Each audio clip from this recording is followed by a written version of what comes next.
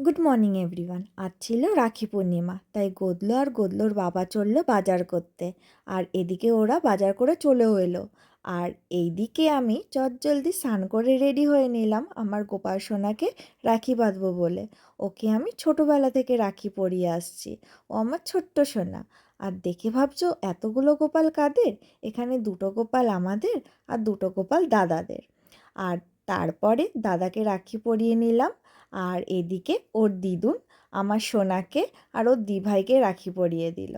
আর ওদিকে আমার দেওর চলে এসেছে রাখি বাঁধতে। ওর একটু তাড়া ছিল অফিস যাবে বলে, তাই ওকে চটজলদি রাখি পরিয়ে দিলাম আর ও চলে গেল।